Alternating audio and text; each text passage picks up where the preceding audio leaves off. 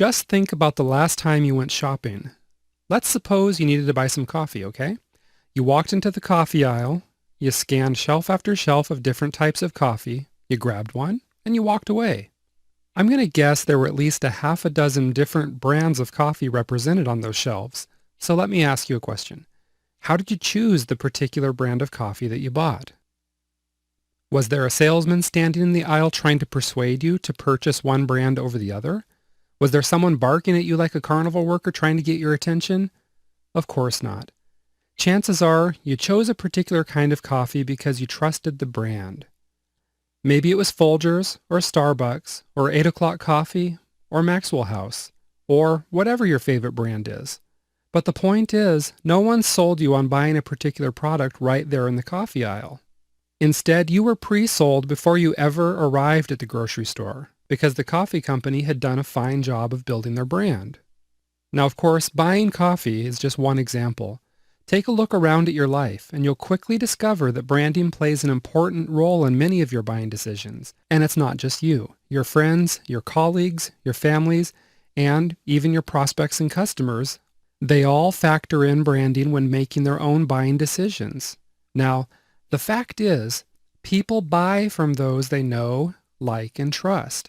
And the only way to build up this sort of trust is by building up your brand. Now, here's the crazy thing. The brands that people are buying might not even be the best solution, but people like to buy brands with which they're familiar because they trust them, right? They know what kind of experience they'll get when they use a trusted brand. Now imagine for a moment that you're traveling on a highway and you get hungry. You see Bob's Fast Food Hamburger Shack sitting right next to the Golden Arches. Do I even need to tell you what restaurant sports the Golden Arches? If you said McDonald's, you're right. And that's just further proof that branding works. Even little children can spot the Golden Arches on the highway from miles away and start screaming from cheeseburgers. Now, with all else being equal, and assuming you're looking for fast food and not gourmet dining, there's a pretty good chance you're going to go to McDonald's rather than Bob's Hamburger Shack. Now, why is that? Well, it's because you know what to expect, since McDonald's has built up their brand recognition and a reputation for food that's fast and cheap. How about another example? Think about an online auction site. Which one comes to mind first? Probably eBay. They've built their branding so well that most people don't even think of other auction sites. And how about a search engine? I bet you thought of Google, or maybe Bing or Yahoo. Again, there's the power of branding at work. Point is, branding is an incredibly powerful way to increase your sales over the long term. When you build a strong brand, you build trust. When you build a strong brand, you develop top-of-mind awareness. When you build a strong brand, people buy from you simply because they recognize your brand and because they've associated good feelings with your brand. Now, a lot of struggling entrepreneurs don't even think about branding, which is probably one of the reasons why they're still struggling so much. Others spend time thinking about branding, but they think branding is just about picking out a slogan and a logo with pretty colors. I'm telling you, that's a mistake. Branding is much bigger than that. And branding is such an important part of a company's success that serious business owners invest a lot of time and or money into developing a solid brand. What's more, companies that have been around for any amount of time often freshen their brand, simply because they know how important it is to change with the times. Let me give you a few examples of how companies have branded themselves or freshened their brand. Avis used to be the second largest car rental company in the world, right behind Hertz. As part of their branding, they developed the slogan, "We try harder." This new branding slogan was considered a huge success and was used for 50 years. What about Apple? Apple Incorporated used to be officially called Apple Computers. However, this name didn't properly reflect their business strategy, as Apple was moving into tablets, smartphones, and other gadgets. So, Apple changed their name in order to capture a bigger market share. Do you think it worked? You bet it did. Just think about the popularity of iPhones and iPads. The point is, branding is really a big honkin' deal. And if you want to dominate your industry, solidify your long-term growth, and cement customer loyalty, then you need to pay attention to branding. Now the good news is, this course is going to teach you everything you need to know about developing and refining a bulletproof brand that can crush the competition. So let's get started by taking a look at the DNA of branding. I'll see you in a moment in the next module. Before we dig in and go too far in this module, I just wanted to take a moment to show you what you're going to learn in this module. Okay, first, I'm going to show you that branding is not just a theory. All right, branding literally can be make or break for your business. It can be the difference between success or failure for most businesses out there. Also, I'm going to talk about the law of branding. Now, don't worry, there's a little equation here, GB equals BG, but there's no algebra, no calculus, nothing like that. It's very simple, and I'll show you that in just a minute. Lastly, I'll talk about branding as the nucleus of your business. So let's go ahead and jump right into this first section here. Let me ask you a question. Have you ever heard of a man by the name of E. Haldeman Julius? Let me share a quick story with you about him. Okay, Haldeman Julius built a mailing order publishing empire back in the 1920s. He created a company called Little Blue Books, and he built a solid reputation for selling high-quality information inside these little 3x5, just little 3x5-inch pocketbooks with the blue covers. What's amazing is that Haldeman Julius sold over 100 million books by branding them as, he called it, University in Print. This brilliant bit of branding resulted in these little books finding their way into the pockets of everyone from college scholars to simple farmers. You can figure that Haldeman Julius built up his Little Blue Books brand in order to easily get both first-time orders and repeat orders. People saw his advertisements in newspapers and knew they could trust the brand. In just 9 short years, the Little Blue Books brand was known around the world for producing great pocket guides at low prices. Beyond that, though, Haldeman Julius proved to the world that product names do actually matter. That's because he sold his books just based on the titles of these books. There wasn't room in his ads for descriptions, so the titles alone had to sell the books. No fancy sales copy, no long sales letter, no benefit-driven ads even, just book titles. And it worked like this. Okay, if a book wasn't selling at least 10,000 copies per year, Haldeman Julius changed the title. For example, the book The Art of Controversy posted absolutely terrible sales figures. But once Haldeman Julius changed the title to How to Argue Logically, this very same book sold at a fast clip. It exceeded 30,000 copies in sales. One little change, just the title of the product, made a massive difference in his sales. Now, you might not be selling books, but the point here is still the same. Branding, product names, slogans, and product positioning all matter. It doesn't matter if you're selling reports or books, software, bird feeders, mousetraps, golf clubs, tuxedos, consulting services, or snow removal services, fishing poles or zombie survival gear, RVs, tattoos, or anything else under the sun. Branding matters. Slogans matter. Product titles matter. Okay? However, branding might not necessarily be what you think it is. And that's what we'll be covering in this module. I'll see you in the next section.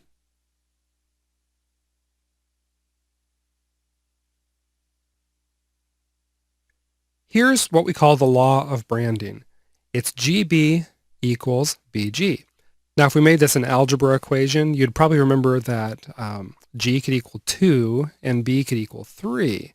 So you'd have 2 times 3 equals 3 times 2. Same thing. 6 equals 6. But this is even simpler. GB equals BG is just this. Good branding equals business growth. It's the same thing. By this point, you should be getting the idea of just how important branding really is. Okay, it's a way to set yourself apart from the competition and to gain customer loyalty. It's not just something that big companies do either. It's something that you should do too. And that's because your branding is a long-term mindset, one which will contribute greatly over time to your overall business growth. Most business owners are focused on selling, just a quick sale today. But you've got to remember, this is a short-term mindset Because if the consumer doesn't buy right away, they're going to forget about your business and the products you're selling. Okay, that means if you're focused on short-term selling, then you're going to be struggling with commodity-based sales. If we had to sum up the difference, it's this right here. Short-term selling is all about making the sale right now, today. Branding is all about creating customer loyalty for the long term. A good business owner uses a combination of both short-term selling and branding. But a great business owner understands that branding is going to make the biggest impact on sales over the long term. Let me go ahead and show you an example. Let's suppose you are interested in buying a watch. And let's imagine I pulled out a watch brand called Bazinga. You'd never heard of this brand before. The watch looked nice enough, seemed like it kept time, so you asked me, what's the price? And I tell you it costs $15,000. Let me ask you what you would do. You'd probably laugh in my face, right? Because unless this watch included a free car or the Hope Diamond, it would be really hard for me to sell you on the idea of buying a $15,000 Bazinga watch. But what if this watch was a Rolex? Whether you'd personally buy a $15,000 or $20,000 watch, that's besides the point. Okay, that's because Rolex has plenty of customers lining up around the block to buy watches for thousands or even $10,000s of dollars. That's real-world proof that people will buy expensive watches. Is it because Rolex keeps extraordinarily good time? Not really. I'm going to say you could go to the local discount store and pretty easily find a $20 watch that keeps time as well as a Rolex. Is it because a Rolex watch is made from gold and other precious metals and gems? Not entirely, because you can also find other watches made from the same materials which don't cost nearly as much as a Rolex. So we have to ask, why is it that people spend thousands of dollars on a Rolex watch when they could get similar watches for a lot less money? It's simple. It's because of the Rolex brand.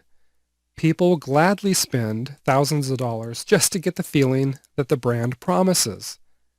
In Rolex's case, the feelings center around power and wealth and sophistication. In one word, it conveys a feeling of prestige. And that brings us to one of the most important things you're going to need to know about branding. Branding is all about emotion. When some people think of branding, they think of a slogan and a logo. These are, of course, parts of branding, right? But the slogan, logo, colors, and everything else that goes into the brand are all carefully designed to convey some sort of feeling. The whole point of the brand is to produce the feeling that you want your customers to experience when they use or even merely think about your product. Now, why does a brand seek to produce a feeling? It's pretty simple, because consumers make their purchase decisions based on emotion, and then they justify the purchasing decisions they make based on logic. So in order to move your prospects to the order form, they need to feel something. You've got to be tapping right into their emotional buttons. Direct response sales letters, they seek to do this. That's why those sales letters have, usually, some kind of heartstring tugging story in them as a means of connecting emotionally with the reader. But here's something else to think about. The emotion created by direct response sales material starts fading as soon as the prospects stop reading the sales materials. That's why direct response sales letters work so hard to get the sale right now. Because if they don't, the emotion fades and the consumer loses his enthusiasm for purchasing the product or service. Now let's contrast that to branding. If you build up brand recognition, then you automatically associate a certain feeling with your brand. And that means that you don't need to stand there and sell a product to your customers over and over. You don't need to artificially create the feeling every time a consumer comes in contact with you. If you've done your job, your consumer is going to see your brand and associate it with the emotion. Let me go ahead and give you a couple of examples of that. Let's look at Pampers first. Pampers is a well-known brand of diapers in the U.S. If you go to pampers.com, and I've got a screenshot of their website here, see their ads on TV or even see their ads in magazines, it's obvious, it's clear that their brand is based on conveying a feeling of love. There are loving images of mothers and babies, soft colors, and even hearts on the site. Okay, it doesn't get much clearer than this what emotion they're trying to convey. Just look at their site logo. You'll see exactly what I'm talking about. Their soft edges and subdued colors. They've made love a part of their DNA. You may not have considered that before, even if you do know their products already, but Pampers has gone the extra mile, plus a few in my opinion, to make you feel the whole idea of if you love your baby, you buy them Pampers, right? Let's go ahead and take a look at another one. Ferrari. Yeah, who doesn't love a Ferrari? Ferrari is known the world over for their exclusive high-performance cars. And indeed, the Ferrari brand conveys power, performance, and prestige. This kind of branding has not only allowed Ferrari to sell some of the most expensive sport cars in the world, it's also given the company an opportunity to expand their profits through licensing and retail opportunities, things like their association with Formula One racing. Whether you're looking at the Ferrari.com website or even looking at a Ferrari, you'll see the branding at work. People don't buy Ferraris to simply get them from point A to point B. Just look at their logo. I'm not knocking it. It's perfect for what it does. But honestly, I don't even think it's that good looking. But people don't buy Ferrari merchandise because they like the red, yellow, and black colors. Instead, people buy in order to capture the feelings of prestige that go along with the Ferrari brand. If there's only one thing I'm sure of, it's this. This logo never made anybody feel like kissing a baby. All right? To me, it's all rip, snort, and room, zoom, zoom. For as long as I can remember, their branding has locked that into my mind. And probably the mind of anyone else that has ever heard of a Ferrari. Speed, elegance, exclusivity. That's what Ferrari is all about. Okay? Now, these are just two examples of two brands that convey a feeling. But if you look around, you're going to find that the biggest brands in the world are all associated with a specific feeling. Think about a few of these big brands and ask yourself, what is the feeling they convey to you? FedEx, McDonald's, Nike. I'm going to guess that as I said each one, your mind quickly recalled not just a visual image, but a familiar feeling of some kind. Pay attention to these feelings as you examine the brands around you, all right? But I've got another point here.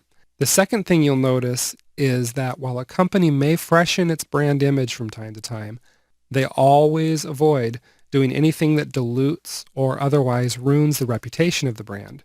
For example, Rolex simply isn't going to start mass producing and selling $50 watches.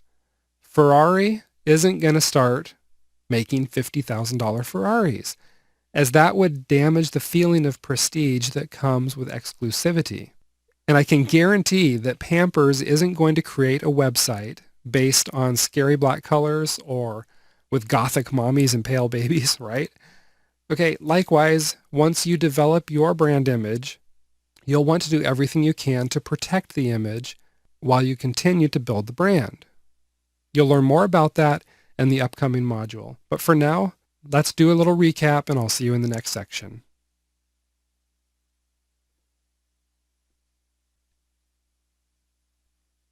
As you've just discovered, developing a brand is about conveying a certain feeling to your prospects and customers. This brand should completely permeate your business. You need to consider the following questions here. The first one, is your brand image effectively conveyed through your website? Yes or no? Is your brand image effectively conveyed through your product names and product packaging? Is your brand image effectively conveyed through your sales material? Fourth, is your brand image effectively conveyed in all of your content, such as blog articles? You can probably see we want to be thorough and make sure that our brand image is conveyed consistently through everything we do. But let's ask a couple more questions. Is it effectively conveyed in all channels, such as social media? Is it conveyed in all communications, including customer support or customer inquiries. Lastly, ask yourself, is your brand image protected in any decisions you make about managing your business? This is what we talked about in regards to not diluting your brand in the decisions you make. Okay? In short, your brand should permeate your entire business. No part of your business should be untouched. Your brand image is the nucleus of your business. It's the heart of it. Okay? So what all do you need to do to make sure this brand permeates your business? That's what you'll find out in the next module. First, a quick reminder, okay? You should have already downloaded the training manual that came with this course. Be sure to check the training manual because it includes a training exercise you can complete to help you better understand the concept of branding. All right, let's go ahead and take a break and then we'll move on.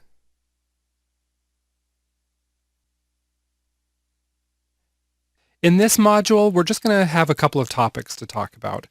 I'm going to introduce you to the art and science of branding, okay? And then we're going to talk about branding anatomy, and that's going to be it for this one. As you just discovered, your brand permeates every facet of your business. And that's why companies that invest seemingly enormous amounts of money on a brand redesign are often happy to do so. It's basically because these business owners know that the brand will impact their long-term growth. Let's take Pepsi as an example. When Pepsi refreshed their brand, they spent a cool $1 million for the logo redesign. I mean, really, $1 million bucks? Why that much? It's simple. It's because they weren't paying for just a graphic design. If they were paying for mere graphics, they could have hired someone to just whip up something for $100 or so. The reason they paid so much is because they were investing in a concept. And what's more, their logo designer was capturing their entire brand and conveying it through a graphic. Simply put, the average graphic designer doesn't have the skills required to create conceptual logos for branding purposes. And even though $1 million sounds like a lot, that's by no means the most expensive brand. The BBC paid $1.8 million to freshen their brand and logo. And the consultancy firm Arthur Andersen, which was found guilty of mishandling an audit of Enron, they didn't just freshen their brand. They developed and built a new brand to the tune of $100 million. You know what's ironic about this? Many people have never even heard of Accenture, but that's what they did. Plenty of big companies have done their branding and logos in-house, sometimes for comparatively very little money. Microsoft used an in-house team. Okay. Google's original logo was created by founder Sergey Brin. Twitter did it in-house also, with the only cost being just $15 to purchase a stock photo. Now, Twitter has spent more since then to refresh and update their branding, but starting out, they were able to do it pretty inexpensively. The point is, those who have the know-how to do it themselves can get it done very affordably and even for free. The good news is that this, of course, is going to arm you with the tools and knowledge you need to create your own bulletproof brand. So while you may need to invest a little bit to create a logo if you don't have design skills, you'll be able to craft the concept once you've completed the course. So let's break down what all you need to create. See you in the next section.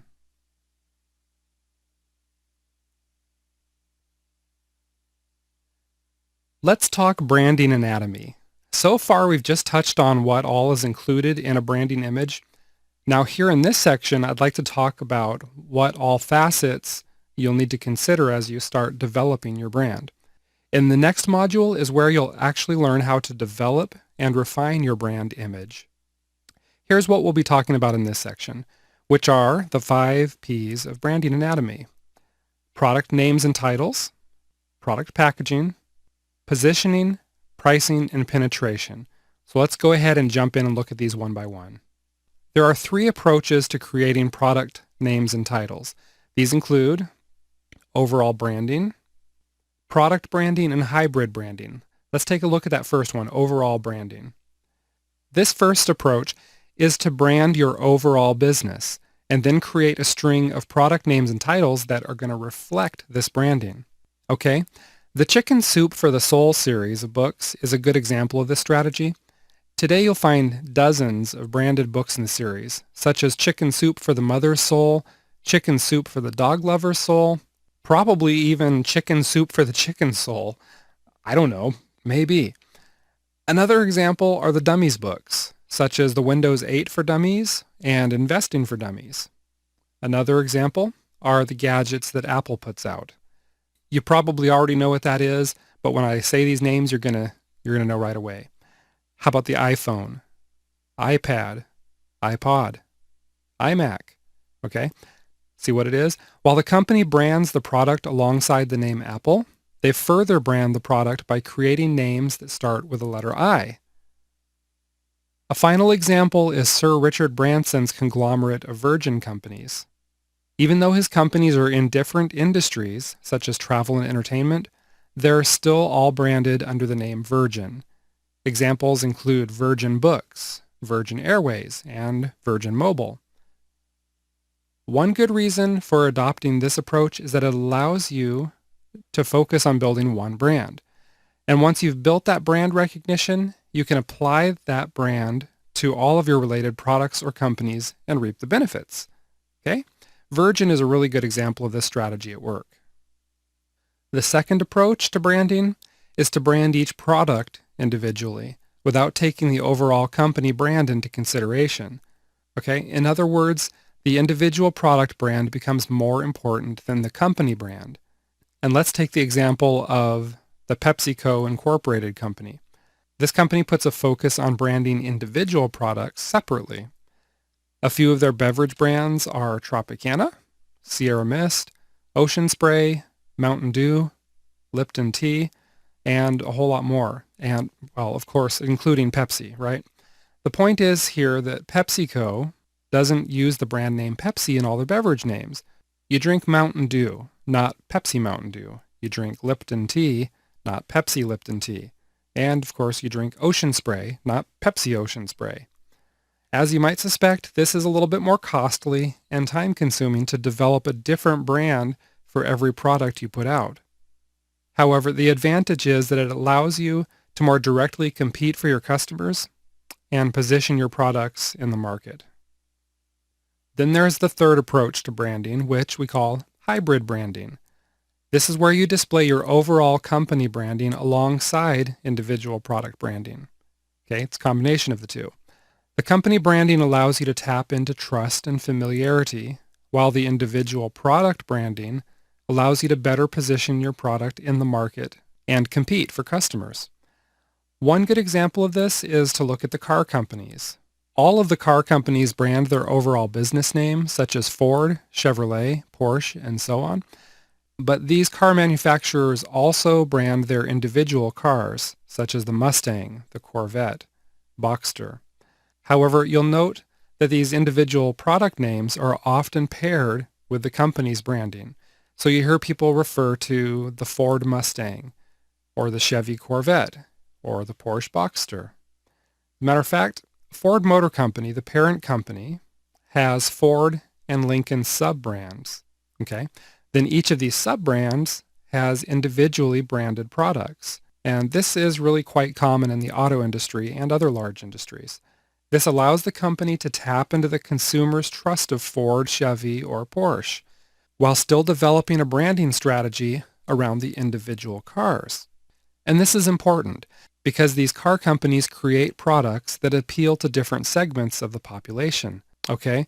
Ford brands and advertises the Mustang in an entirely different way than they brand and advertise their family sedans or a Lincoln SUV, for example. Okay? So keep these things in mind while you're considering how to decide on a product title or product name. Once you decide on your product title or name, then you need to think about packaging, and that's going to bring us to our next facet of branding. The product packaging. To me, this is where it gets fun. What do you think? Do people judge a book by its cover? Yeah, you bet they do.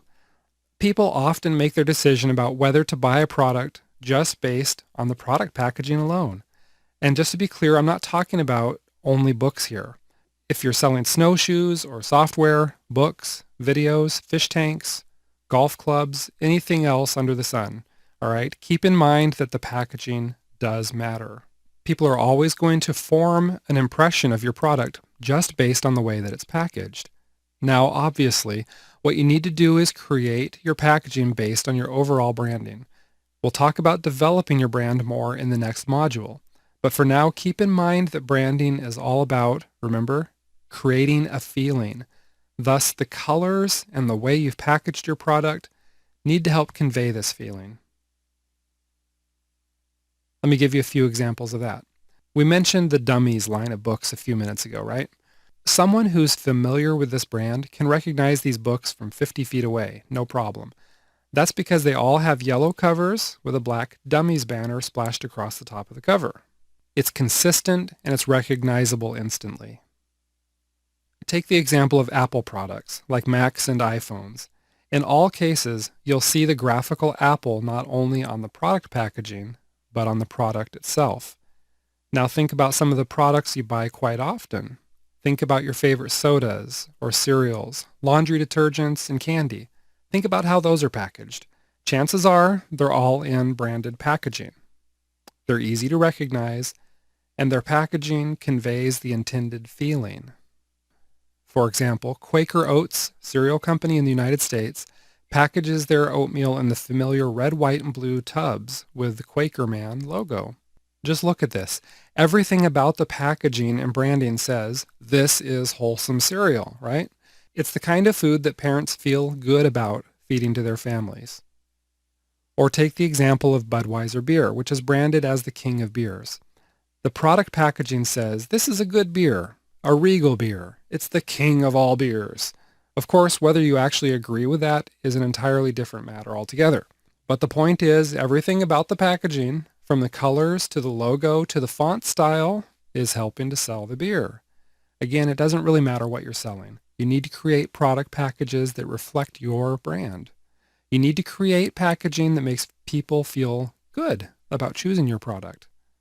The next thing you need to consider is how you're positioning your product, and that's next. Okay, positioning your product in the marketplace is something you definitely need to be thinking about. This is referred to as your unique selling proposition. And it's this positioning that answers the consumer's question, and they've always got this question. Here it is. Why should I buy from you and not your competitors? Okay, positioning plays into your overall branding image because your slogan is often your unique selling proposition. A few minutes ago, I mentioned Budweiser, which carries the King of Beers slogan. In just 3 words, that positioning statement tells prospects why they should buy Budweiser as opposed to some other brand of beer. Let's look at a couple of other examples of how companies position themselves in their slogans. Avis Rental Car Company says, "We try harder." This is a promise to consumers that they'll get good customer care and be satisfied with Avis. United Airlines used to use the slogan, "Fly the friendly skies." Most people don't think of airline travel as a particularly pleasant thing to do. I personally kind of find it miserable, but United Airlines tapped directly into this sentiment by promising travelers that they'll enjoy their flights with United Airlines. Folgers Coffee claims that their coffee is mountain grown. Truth is, most coffee is mountain grown, right? No big deal. But Folgers staked claim to this unique selling position by being the first to include that as part of their overall branding. As you can see by these examples, just because you're creating a unique selling position doesn't mean that the factor itself needs to be all that unique. What it means is that you need to be the first in your industry to claim that factor. Again, look at Folgers. All their competitors have mountain-grown coffee. The difference is that Folgers was the first to make the claim. Okay? They even registered mountain grown as their trademark. The same will apply to you. When you're thinking about how to position your brand in the marketplace, you don't have to position yourself around some factor that nobody else in your market has ever touched. You just need to be the first to really claim it among your competitors, which usually means incorporating it into your branding. We'll talk more about this in the next module, but first, let's hit on the topic of product pricing. And before we move to the next section, let's go ahead and pause for a quick break, okay?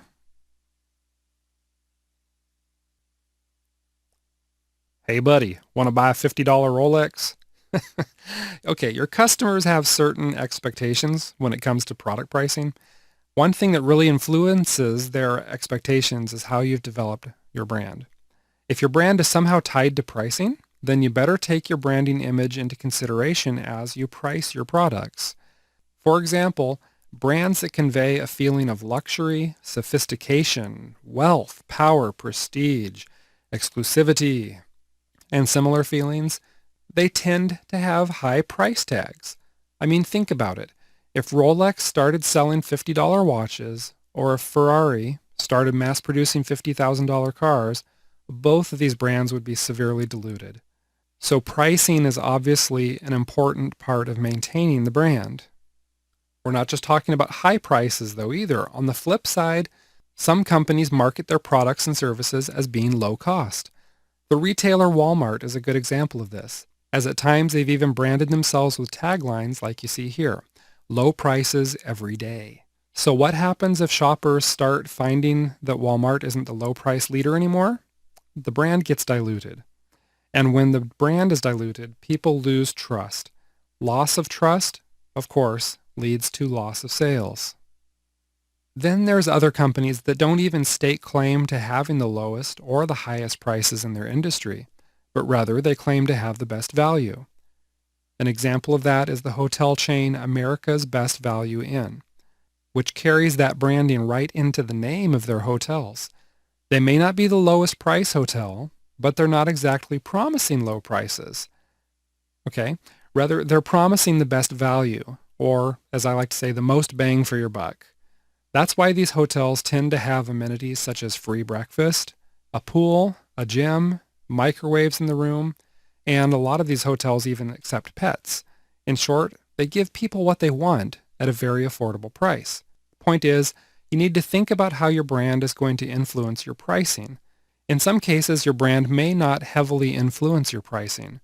In other cases, such as those mentioned a few moments ago, you can inadvertently dilute your brand by pricing your products incorrectly. So just keep in mind what your brand feeling conveys about pricing. Now let's go ahead and take a look at our final facet of branding, and that is penetration. By penetration, I'm talking about incorporating your overall brand image into every facet of your business. This starts by developing visual and text representations of your brand, including your logo and your slogan. These two things, right here, these two things tend to have the most influence on how you convey your brand image. That means that once you develop your logo and your slogan, everything else you create will revolve around these two factors. In this way, your brand penetrates every aspect of your business. For example, your logo. The colors of your logo are going to influence your web design and also your product packaging. Your branding slogan is going to influence the copy on your website. Your overall branding image is going to influence how you communicate with your prospects even.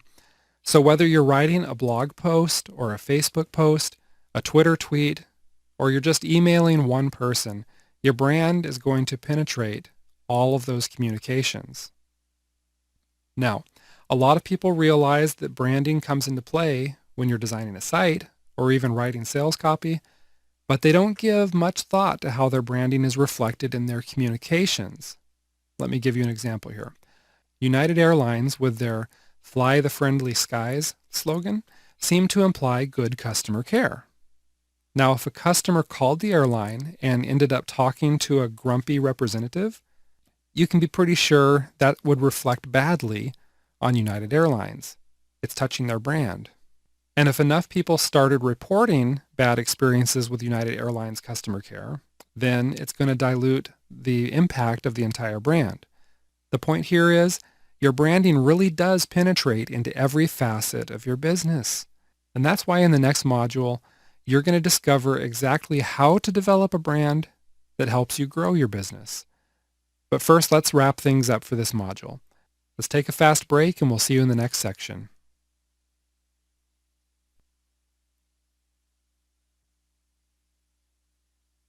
All right, this module won't take long. We're just going to do a little recap here with a few final thoughts on branding anatomy. As you just discovered, your branding influences everything you do, including your product names, your packaging, your positioning, pricing, and penetration. And I want to emphasize here, you need to make sure that all of your communications reflect your brand. And if you're outsourcing some of your day-to-day business activities, then you need to make sure your freelancers and employees are all well aware of your brand and how this brand should be reflected. Everyone, I'm going to repeat that, everyone that touches your brand needs to understand it. For example, copywriters need to thoroughly understand your branding, including your unique selling proposition, in order to position and sell your products correctly. Your customer service representatives must be taught how to reflect your brand in their communications with prospects and customers. Even content writers, like ghostwriters, must understand your brand and positioning so they can reflect them in the writing they do. The bottom line is your brand and the feeling you wish to convey should be reflected in everything you do and everything your freelancers do. Once again, as a reminder, check the manual that accompanies this course, okay? Because it includes planning sheets to help you organize your branding strategy around the facets you just learned about in this module. So, how do you develop this sort of influential brand? That's what you'll learn about in the next module. I'll see you there.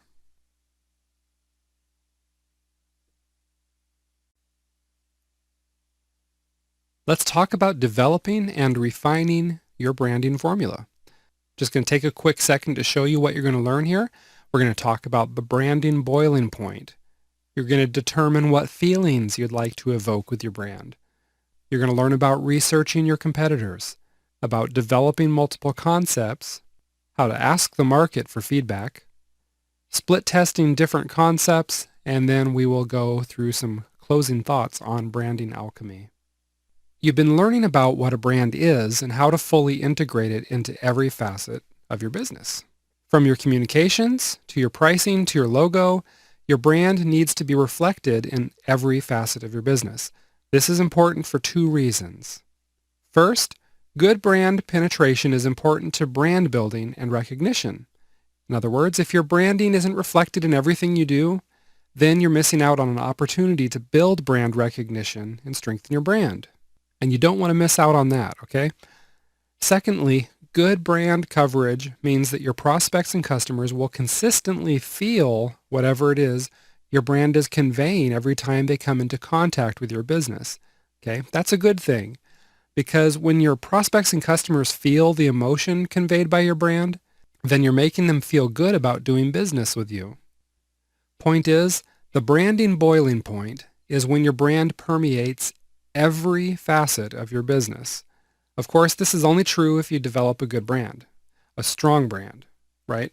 A brand that appeals directly to your target market.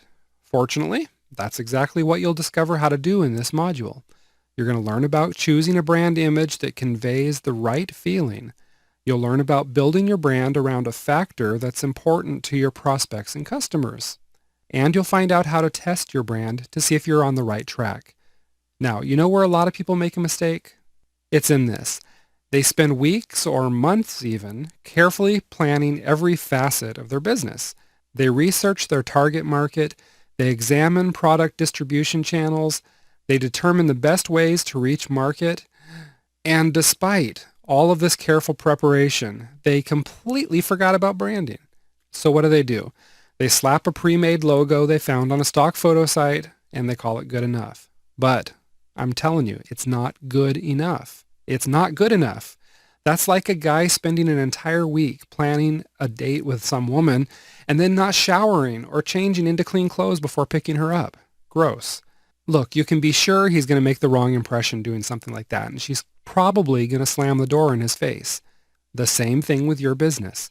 If you make the wrong first impression, your prospects might slam the door in your face and never come back. So you want to make sure you make the right impression by using the following formula to create a little branding alchemy. And here's a quick review of the steps. Step 1 is select the right feeling. Step 2, research the competition. Step 3, develop multiple concepts. Step 4, ask the market for input. Step 5, testing your concepts. So next we're going to look at each of these steps of this branding formula, and we'll see you in the next section.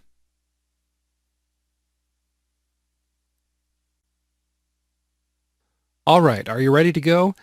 Let's take a look at the first step of branding alchemy. If there's one thing we've been emphasizing throughout this course, it's the fact that your brand is all about evoking a feeling.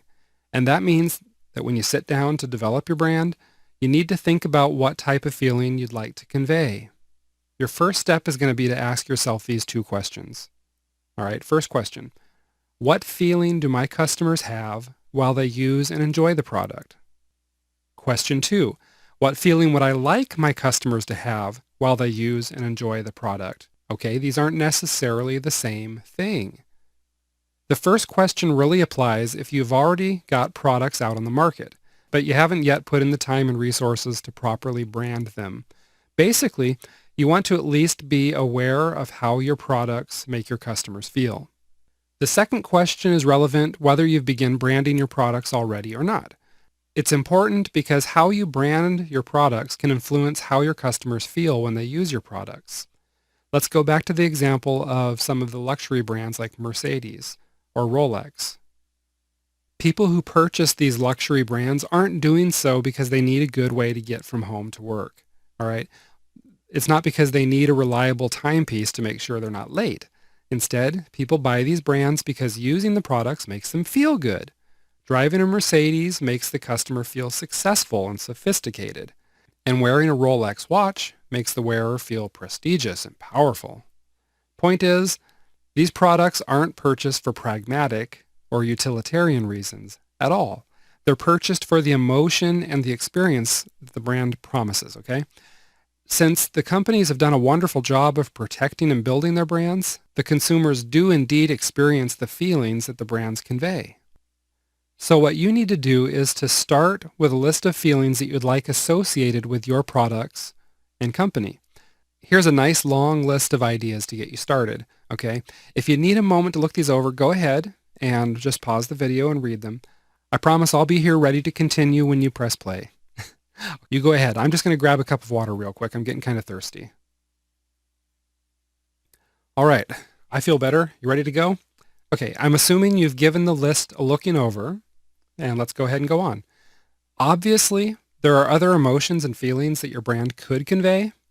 This isn't an exhaustive list, and you'll probably notice that I didn't even mention the negative emotions like fear, hate, sadness, or anger, because in most cases, you won't want your product associated with those kind of emotions, right?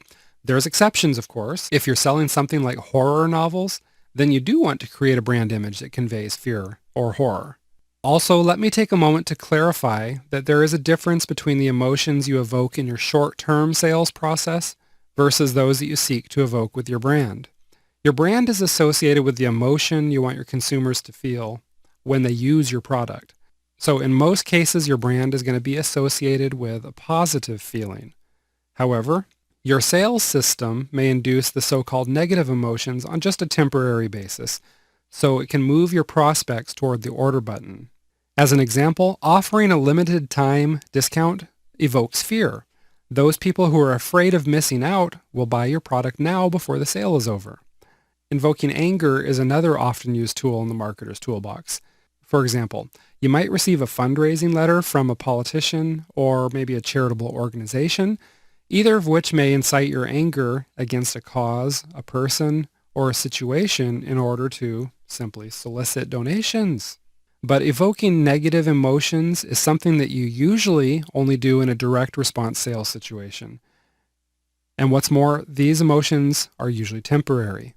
In other words, the marketer or business owner doesn't want these emotions to become associated with the business or the product itself. Instead, the emotions are just aroused as a means of getting the prospect to take action. So, in other words, you can use and evoke all kinds of emotions to sell something to someone. Generally, though, you'll want your brand to be associated with only positive emotions, such as the ones listed here on your screen. Okay?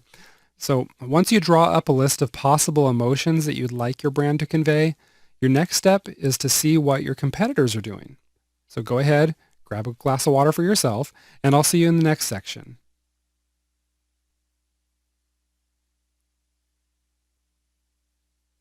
Your next step is researching your competitors. Okay, you need to find out how your competitors are branding and positioning themselves and their products. And here's how you're going to do that. If your competitors sell physical products that you can see at a local retailer, go ahead and go check them out. This will give you an up-close and personal look at how the competitor packages their product. You'll want to be sure to pay attention to the text on the packaging, as this will give you an idea of how the competitor positions their product. It may be that you can't get your hands on a tangible, actual product, and maybe your competitor doesn't even sell tangible products. Okay, if that's the case, then your next step is to view the competitor's virtual storefront and virtual shelves.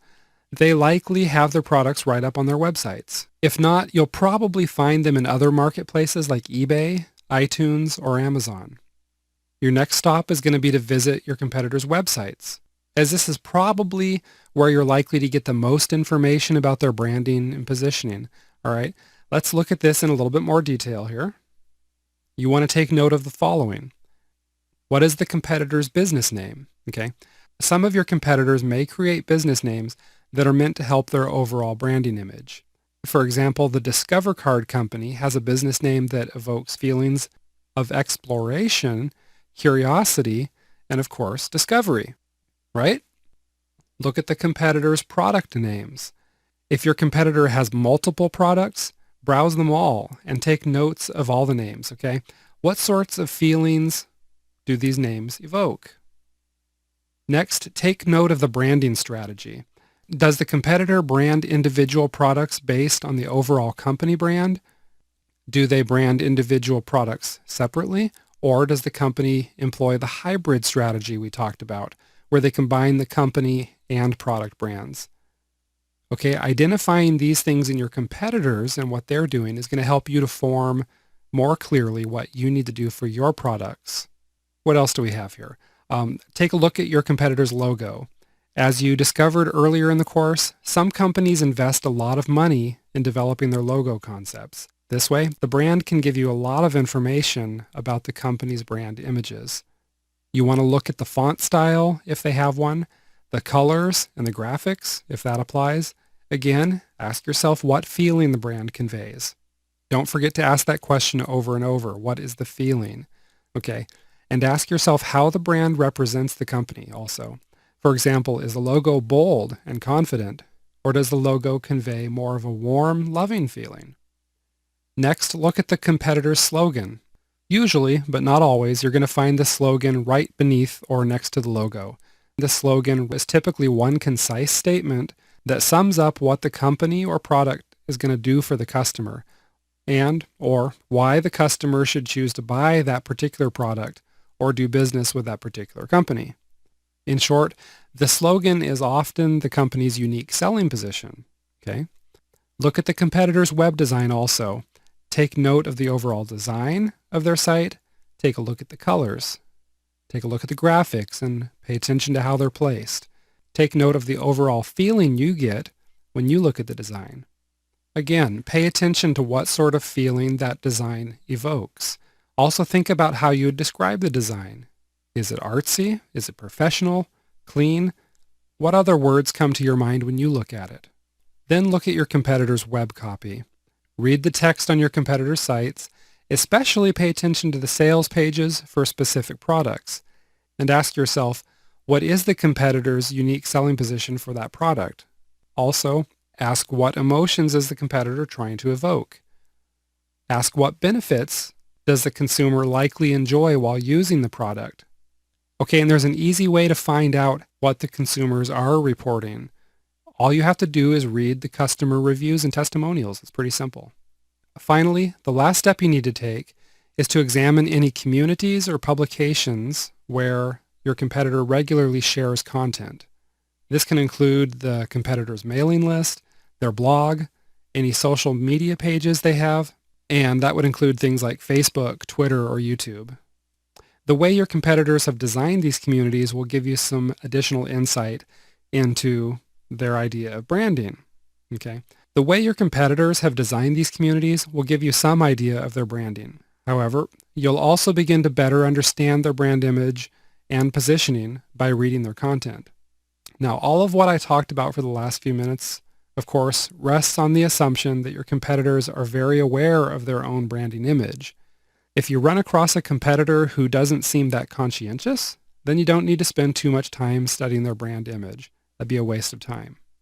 But you can learn an absolute ton from the ones that do pay attention to their branding. So use that information to your advantage. Okay? Now that you've completed this step, you can go ahead and move on to the next step. We'll see you in the next section.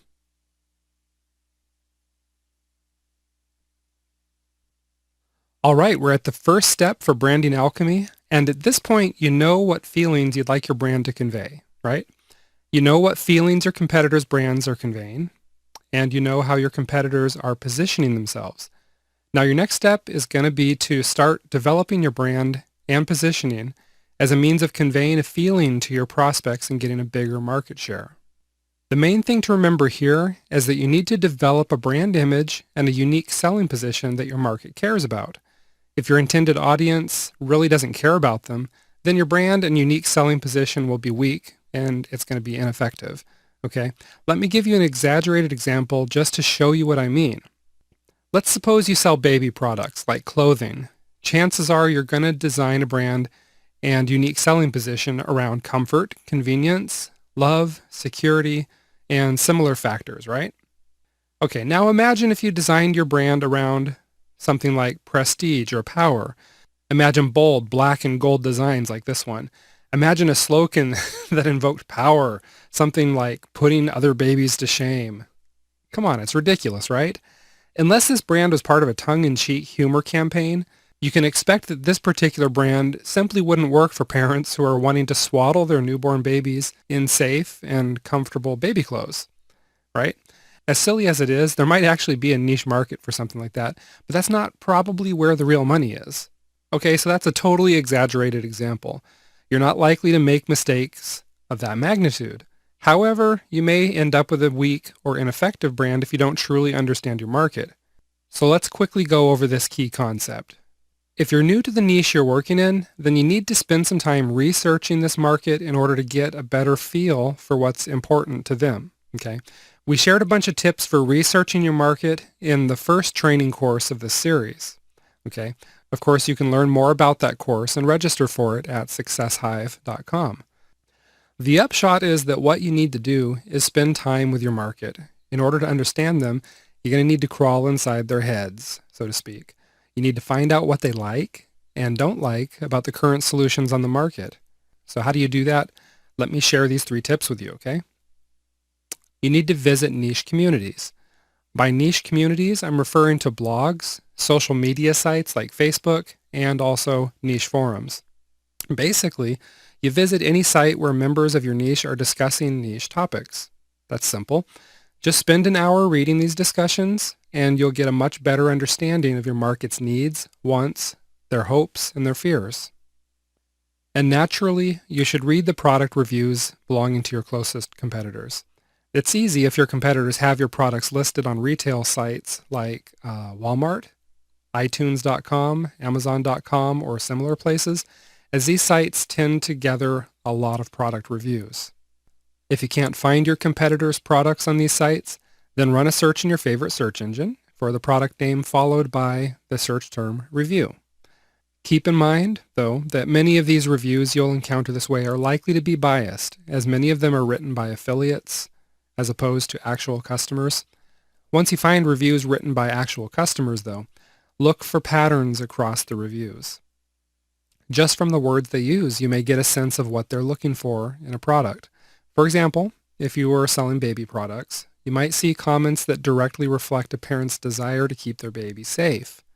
That might be a clue to you that a brand built on safety and security is going to work well for that particular market. Finally, another way to get at what your prospective customers are looking for is to survey them. If you have a WordPress site, you can use a tool like the iPerceptions survey plugin, or you can use a third-party site like surveymonkey.com. The idea here is to simply ask your market what it is they're seeking in niche products. You can ask both open-ended and multiple choice questions to find out what factors are going to be most important to them. Okay? This will give you an idea of how to build your brand.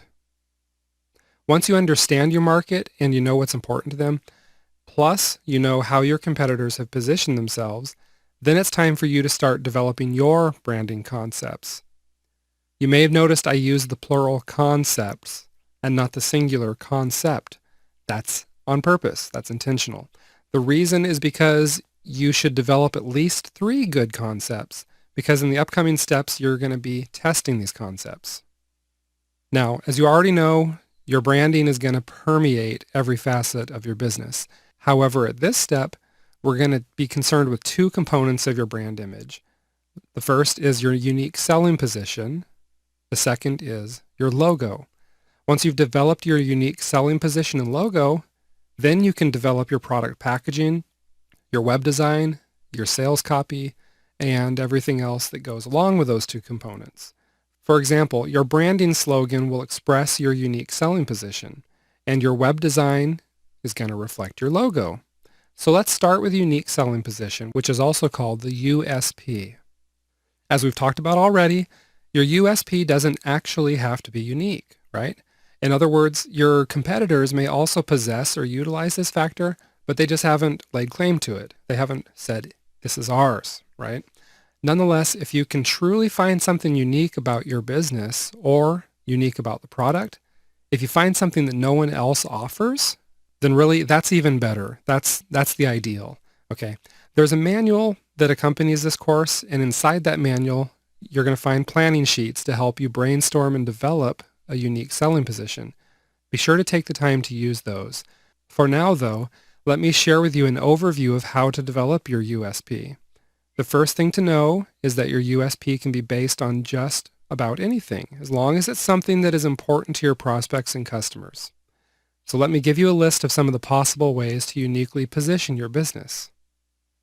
How about a strong or unusual guarantee?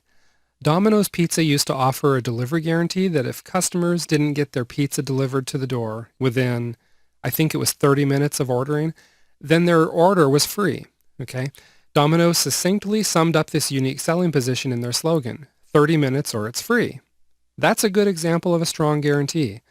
Other examples include lifetime guarantees, which are often used by things like mattress companies, or double your money back guarantees, which you'll see information marketers offering from time to time.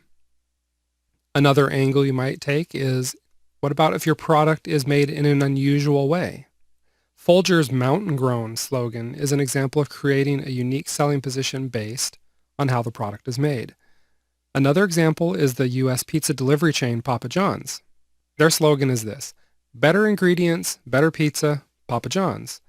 While they don't use particularly unusual ingredients in their pizza, their point is their pizzas are better because they use better ingredients.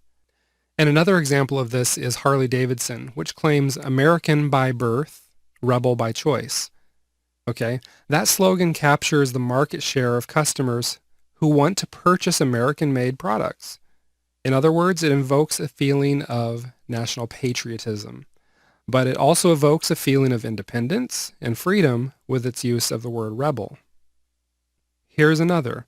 Let's say you have some special qualification for creating the product.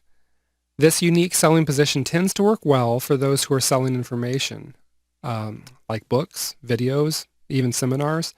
That's because you can easily establish yourself as an expert or an authority in the niche. Joseph Sugarman is considered one of the top marketers and copywriters in the world.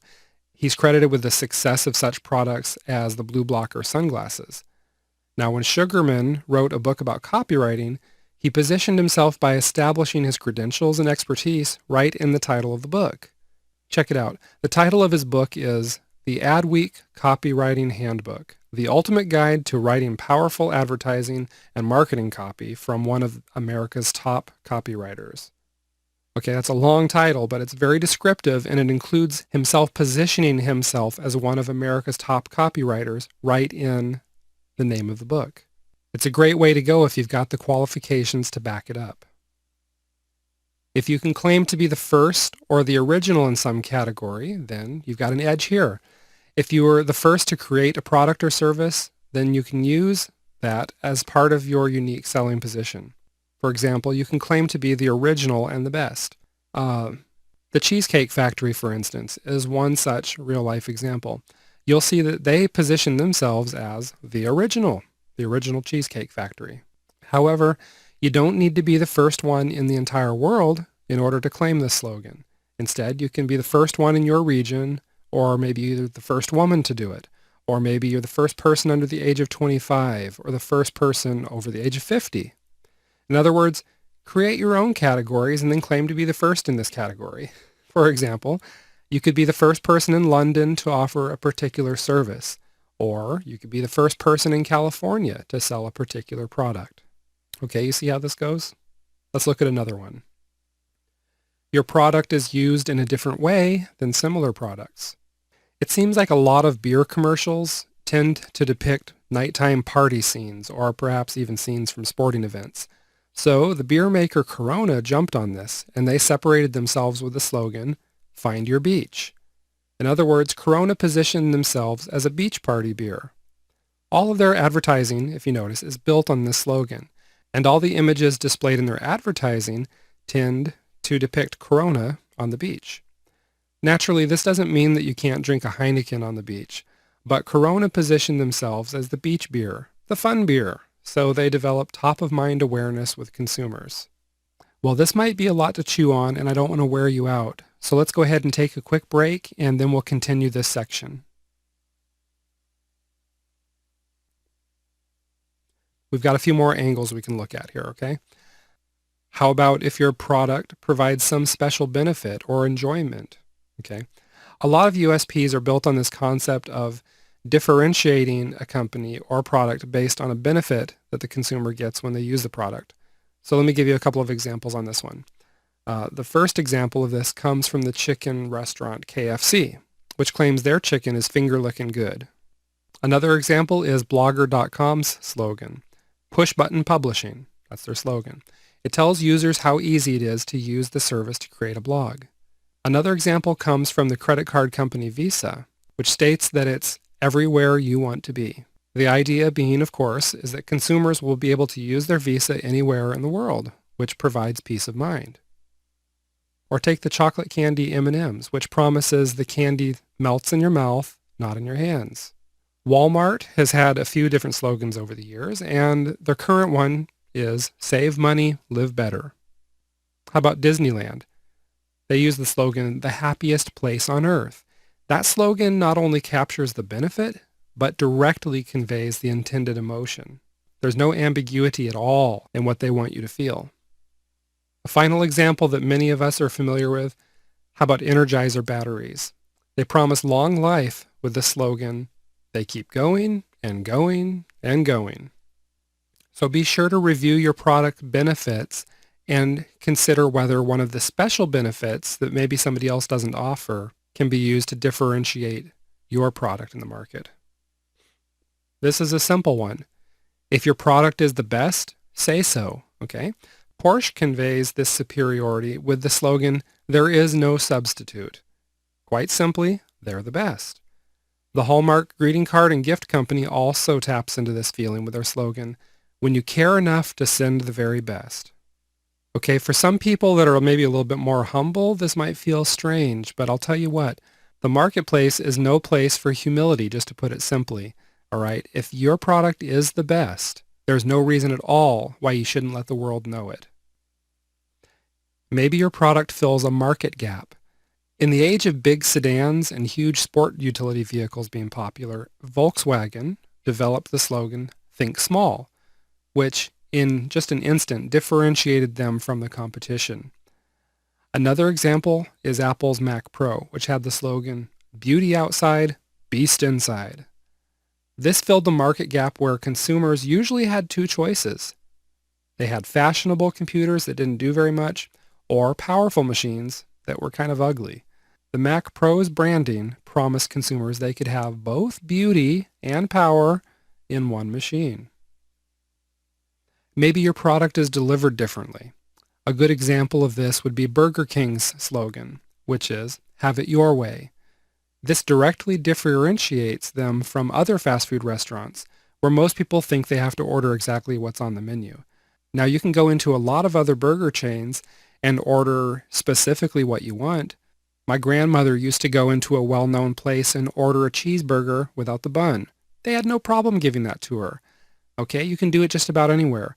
But Burger King capitalized on that customization of your order and made it an integral part of their branding. Tapping into a person's desires and self-identity can be powerful.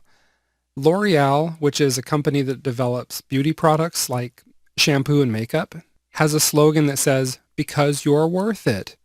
Thus, even if L'Oreal's products carry a higher price tag, the slogan taps into women's desires to pamper themselves and be beautiful. Okay?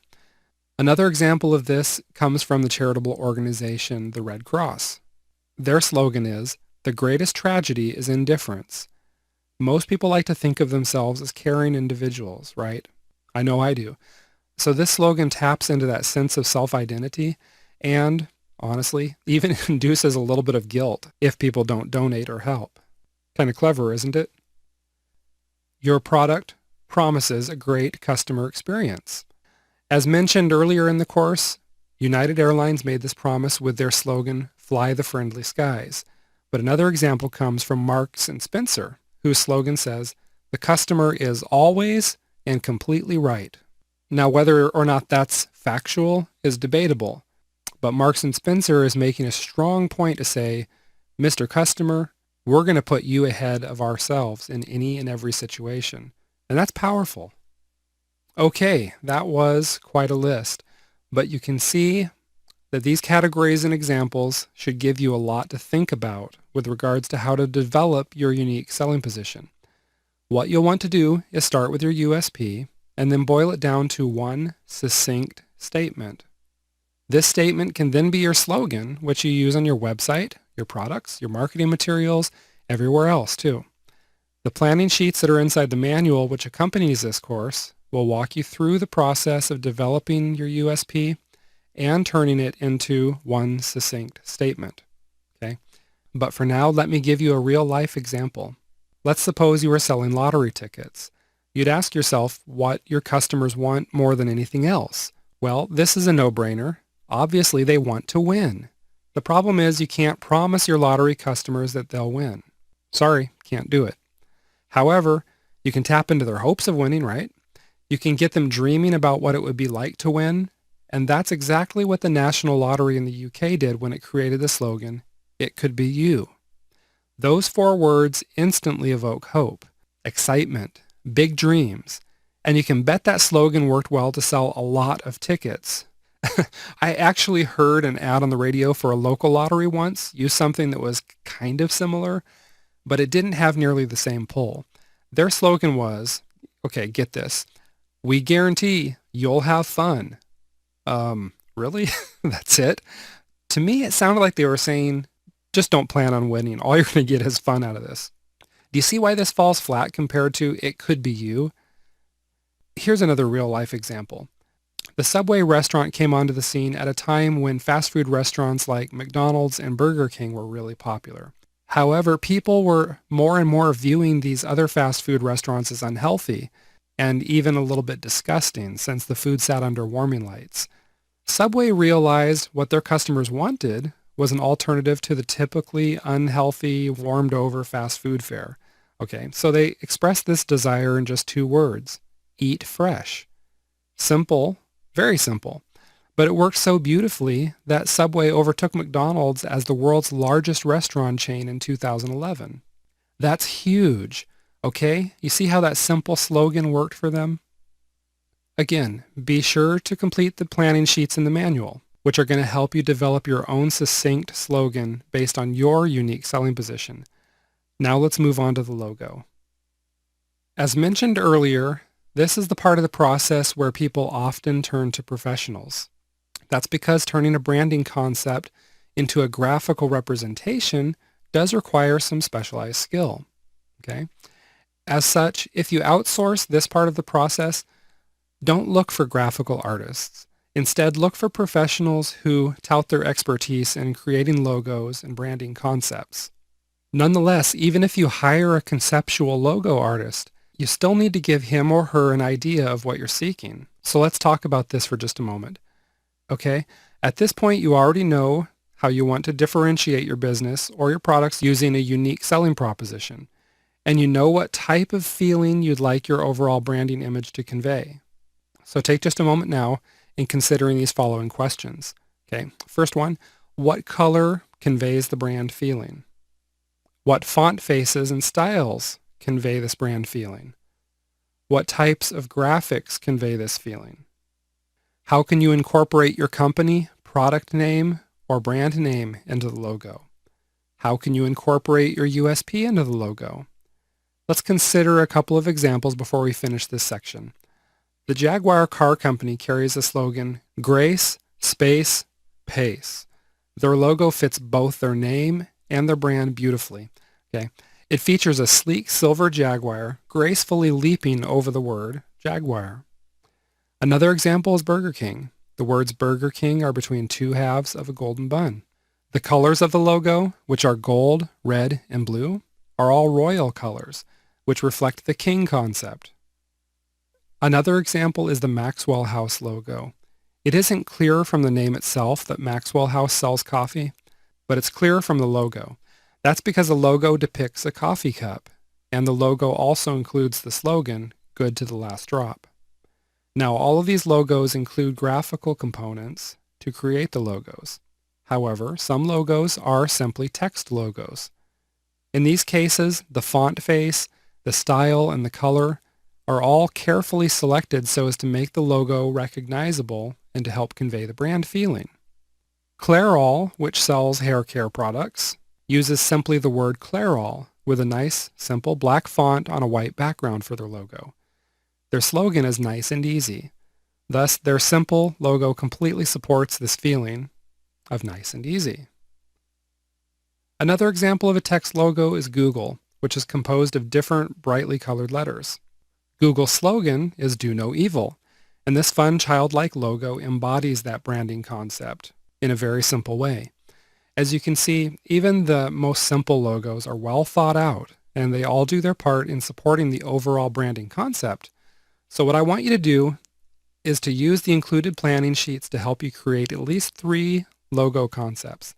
Then go ahead and move on to the next step, and I'll see you in the next section.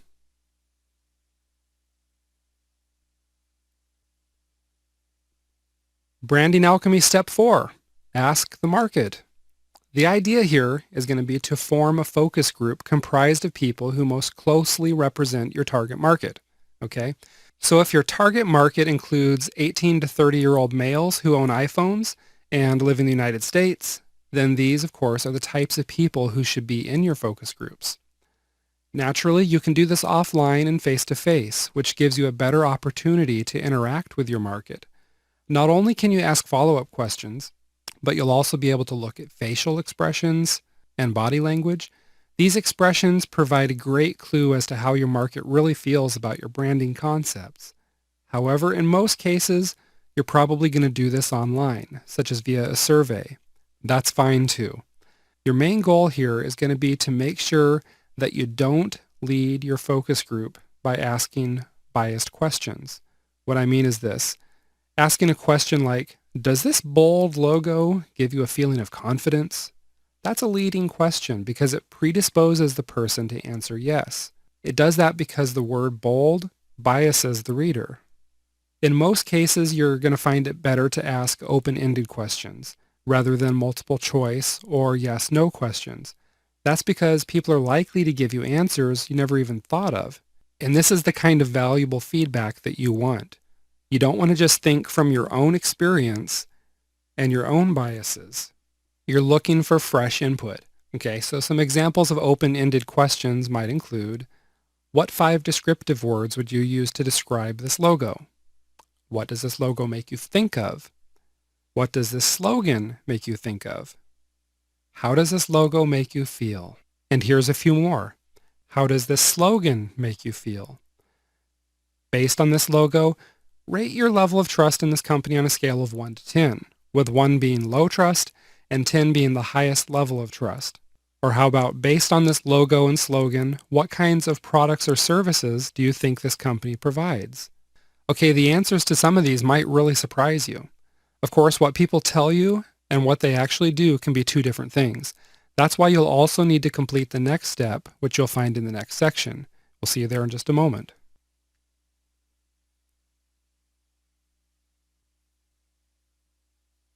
Now I'm going to talk a little bit about split testing different concepts. While asking your market about your branding concepts through focus groups or surveys is part of the process, you need to split test your concepts in order to let your customers vote with their wallets. Okay? It's the only way to know for sure which branding concepts really motivate your customers to do business with you. And it's not that tough. You'll recall that E. Julius Haldeman made a fortune by perfecting the art of testing, tracking, and tweaking.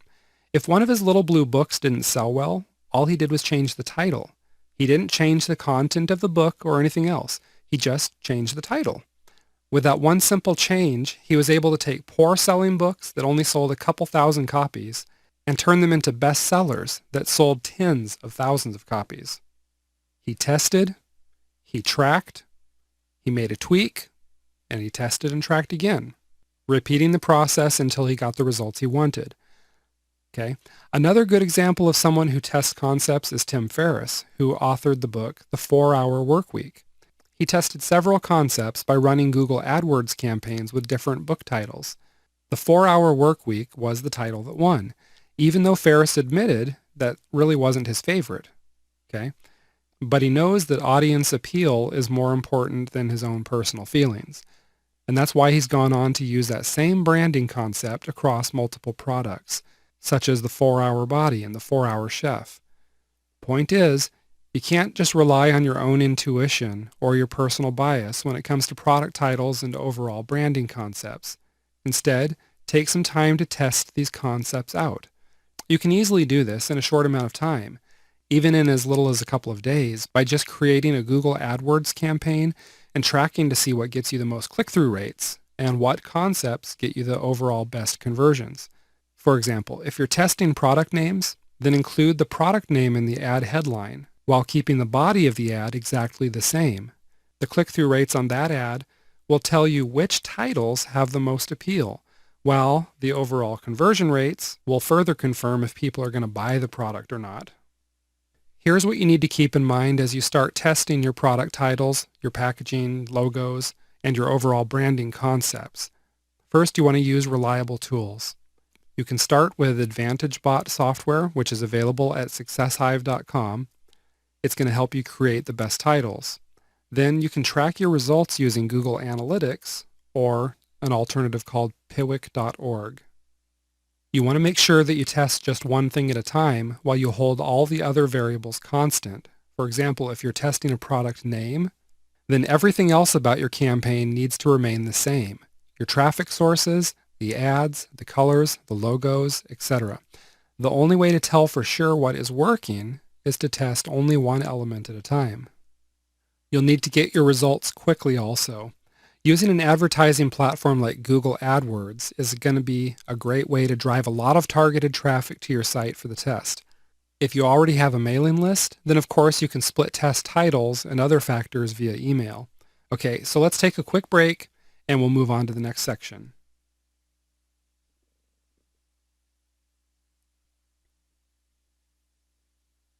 Let me go ahead and share a few final thoughts on branding alchemy with you. Okay, you've learned a lot about developing, refining, and testing your brand in this module. Let's recap the branding alchemy steps. Step 1 is to select the right feeling. As you've already discovered, branding is all about creating a certain feeling, right? But in order for your brand to be effective, it needs to create the right feeling. Step 2, research your competition. Here you learned that in order to create your unique selling position, you need to get a feel for what your competitors are already doing in the market. Step 3, develop multiple concepts. This is the video that you'll want to return to again and again as you develop your brand, and be sure to complete the planning sheets included for this one as well. Step 4, asking the market for input. Once you've got a few concepts, titles, or other facets of your branding image, then you can ask your market for their feedback. This feedback, again, it may surprise you, and it may even have you going back to the drawing board before you complete the final step. That's okay. You want to do it right. Step 5 is to test your concepts. As you discovered in this video, the best way to find out if a concept is going to work is to get it in front of real paying customers. Once you find a branding concept that's a winner, then be sure to implement the concept into every facet of your business to build this image and develop brand recognition. Basically, you'll want to get your new image to market as quickly as possible before your competitors beat you to the punch. Fortunately, the planning sheets that come with this course make it easy for you to develop and refine your branding image, so be sure to make use of them just as soon as you've finished with the video training. Now let's wrap things up, and I'll see you in the final module.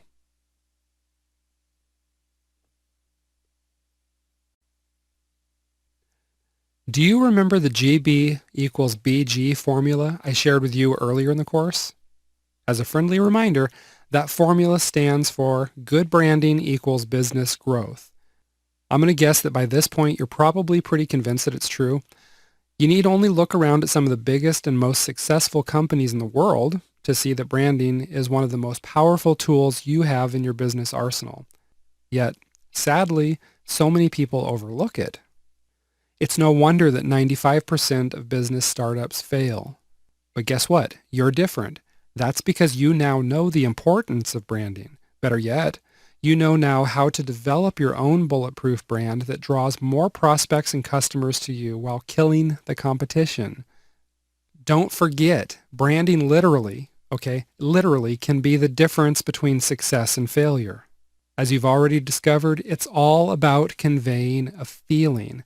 It's about setting yourself apart from the competition and giving your prospects a good reason to buy from you rather than from your competitors. It's about knowing what's important to your prospects and customers so that you can directly tap into their emotions and touch their hearts.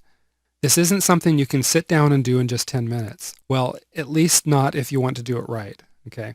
That's why I strongly encourage you to print off the included manual so that you can use the planning sheets and checklists to develop, refine, and build your own powerful brand. And that concludes this course. Okay? Listen, I'm very glad you took this course because it gives you an edge that the majority of business owners fail to master or even comprehend.